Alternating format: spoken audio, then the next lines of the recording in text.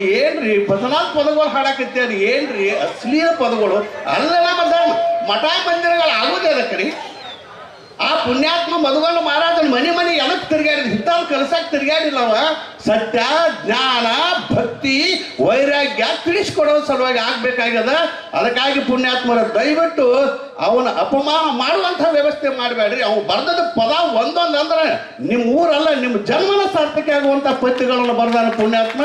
ಅದಕ್ಕಾಗಿ ನೀವೆಲ್ಲರೂ ಅಂಥದ್ದು ಮಾಡ್ರಿ ಅದಕ್ಕೆ ಹೇಳಿದರು ಅಪ್ಪಗಳು ಹೇಳಿದ್ರು ಯಾರೆಲ್ಲೋ ಹೇಳಿದ್ರು ನಮ್ಮ ಅಪ್ಪಗೆ ಬಂಗಾರ ಭಾಳ ಬರಾಕೈತೈತಿ ಆ ಬಂಗಾರ ತೆಗದ ಶಿಖರ ಕಟ್ಟಾಕೈತ್ಯಾರು ಇನ್ನು ಏನೇನೋ ಬರ್ದಾರ ಇದ್ರಾಗ ಸಿದ್ಧರತ್ನ ಕಲ್ಯಾಣ ಮಂಟಪ ಕಟ್ಟಾಕೈತ್ಯಾರು ಇದೇನು ದೊಡ್ಡ ಮಾತಲ್ಲ ನಾ ಅವಧೂತ ಮಹಾರಾಜರಿಗೆ ಹೇಳೇನ್ಯ ಅದ್ರ ಬಗ್ಗೆ ಚಿಂತೆ ಮಾಡಬೇಡ್ರಿ ನೀವು ಅದ್ರ ಬಗ್ಗೆ ಚಿಂತೆ ಮಾಡಬೇಡ್ರಿ ಈ ಶಿಖರ ಆಗೋದು ಏನು ದೊಡ್ಡ ಮಾತತ್ತ